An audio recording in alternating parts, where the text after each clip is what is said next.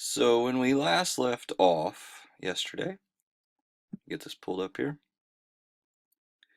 we were talking about alkanes. And so I wanted to finish that up today and let you have some more information on that. Alkanes, as we called them, were acyclic saturated hydrocarbons. And sometimes a simple pre-skeletal structural formula can be used to convey the hydrocarbon structure. So for example, you've got on the left just a skeletal structure where you have just C's, like you see me do on the board quite frequently. And that means identically to the CH3, CH2, CH2, so on, the condensed structural formula. So sometimes what you'll see me do is in light, instead of putting all those H's in, you'll just see me put C's with bars, and that's all you'll see. And as I indicated today, that those H's would be at the ends of everywhere where you did not see a C. So the other bonds would always be H's. Alkane isomerisms. There are two types of alkanes we've considered so far. It was straight chain types, where the carbon atoms form a continuous series. There's no branches, just a straight chain. And when alkanes have four or more carbons that are being considered, there is more than one structural formula that can be used to describe a given molecular formula. So we're going to take a look at what this exactly means. For example, the formula C4H10 can be represented by the following condensed structural formulas. This is butane, by the way. So we can write it as a straight line, CH3, CH2, CH2, CH3, or we can write it with a side chain. And so now you have CH3, CH, then you come down from that, and you have another CH3, and then to the right of that you have a CH3 as well. So these compounds possess the same identical chemical formula, but they differ in the way that the atoms are arranged. I told you they were kind of like Legos. You could move them around and attach them, and that's what organic chemistry really is just learning how these attachment points can move. And so when you have the same chemical formula, but they can look different or they can move, we call those isomers, right? We call those isomers. And so learn about that possibility. Make sure you get all of this slide down.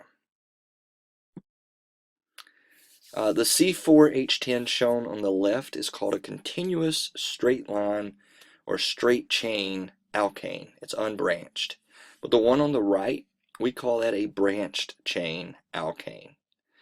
And down at the bottom, I don't know if you can see it very well, but it says these are called constitutional isomers, which differ in their atom-to-atom connectivity.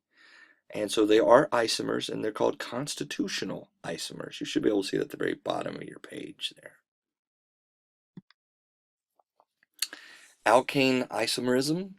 As the number of carbon atoms in the alkane grows, so do the number of possible isomers. And so you see these here. You could have pentane, where it's a straight line. You could have isopentane, where you see just one branch coming off. Or you can also see what we call neopentane, and you've got actually four branches popping off of this centralized carbon. And so you're going to see a lot of this, and again, it goes back to the Lego attachment thing I always kind of revert to. It depends on where the attachments are placed as to the name that you give it. If there's only one middle branch, we call that iso. If you have lots of branches coming off, we can call that neo. But all of these are pentane, and realize pentane means we have 1, 2, 3, 4, 5 carbons, right?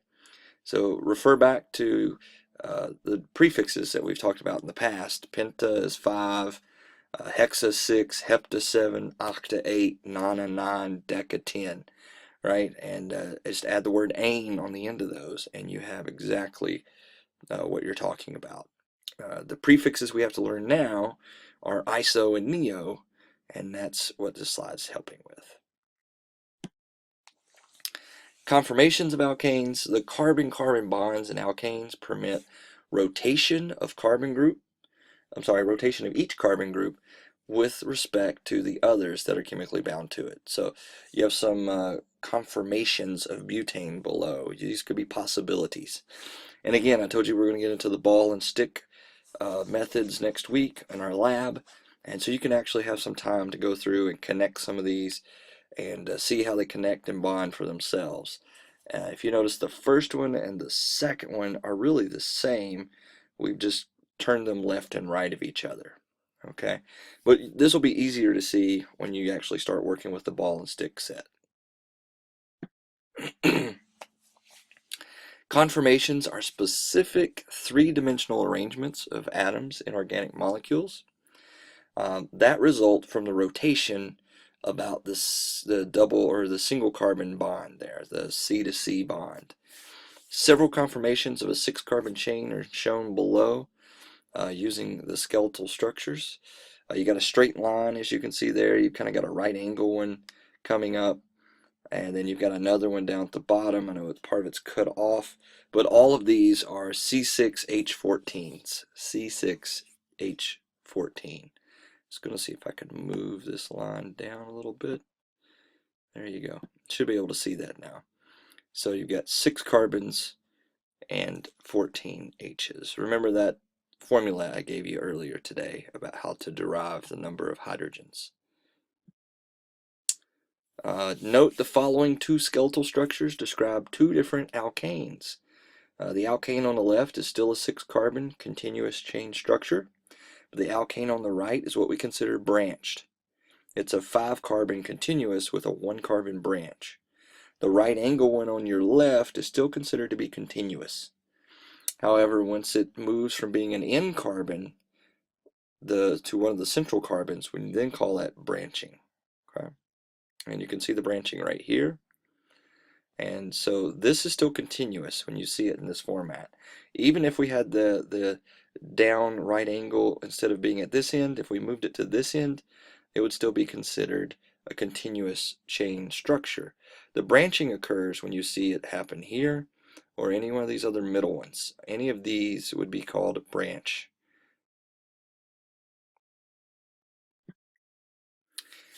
So you've got some following pairs of condensed structural formulas. Do they describe the same alkane, right? So you've got 3 choices here to look at. Of course, you've got all of a chain here, and then you've got some branching. Well, maybe branching. That's the question here for you to look at. So look at these 3, A, B, and C. You might want to pause it here and take a look at these. Tell me if the first one matches the second one. Are they the same, right? And so go through, and on Monday, remind me. I'll go back at this slide and we'll analyze this together when I'm actually there. Okay, IUPAC nomenclature. So we need to talk about how to name alkanes now, right? The names that have been shown for the branched alkanes so far are common names. These are made as these compounds were identified. So butane, isobutane, neopentane, all those are kind of common. But as the number of organic compounds in the catalog grew, a system for naming was developed, and that IUPAC, in case you'll need to know, is the International Union of Pure and Applied Chemistry. And they're the guys that are in charge of naming everything officially. So IUPAC, know what IUPAC stands for. The basic system that is in use is the one that employs the prefix type name. We've done this a little bit before. But here they are. All right, and this is a little different. Notice 1 through 4 are probably way different from what you're used to. The prefixes over here, 1 through 4 are way different, but once you get to 5 right here at pent, then it continues on as I stated earlier. But 1 is meth, right? That is a single carbon. 2 is eth. 3 is prop or prop. 4 is bute, and 5 is pent. So we could have methane, ethane, propane, Bobby, butane, pentane, hexane, heptane, octane, nonane, decane. And then you've got the formulas out here given for you as well. I would go ahead and jot these down, okay? Jot these down. You're going to be responsible for naming these. So if you see me pop C9H20 in a test on the board, you need to know that it is no name, right? Or if you see me put C6H14, you need to be able to tell me that is hexane. Branched chain alkanes can be described as continuous chain alkanes with branches, substituents, right? So let's talk about this. The IUPAC system for naming branch chain alkanes describes the type and the location of the substituents before the name of the longest continuous chain of carbon of atoms in the alkane, right? Notice down at the bottom in the red, substituents are the branches in branch chain alkanes, right? They are atoms or groups of atoms for the kind we'll look at. They hang off the main carbon chain. So some of you are probably saying, okay, what does this mean, right? And so here you go. Substituents in a branch chain alkane are called alkyl groups, right? Alkyl groups. An alkyl group is the group of atoms that would be created by removing a hydrogen atom from an alkane. They are named according to the alkane from which they are derived. So if you look here, you've got methane, which is CH4, and if you notice to the right of that, what you have over here is the methyl substituents. Notice we're missing an actual hydrogen. And in missing that hydrogen, that's actually an alkyl group. So now, since we're missing that one, we're going to substitute the ending YL in with the meth and take off the suffix ane, and so you get methyl. So this is a methyl substituent or methyl group. Same thing at the bottom. You got propane.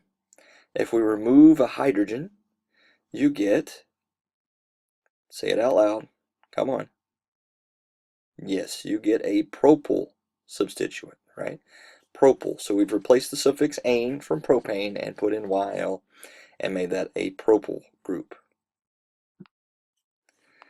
To name a branched alkane, follow these steps. So write these steps down. Number 1, identify the longest continuous carbon chain in the structure. This will be the base of the branched alkanes named.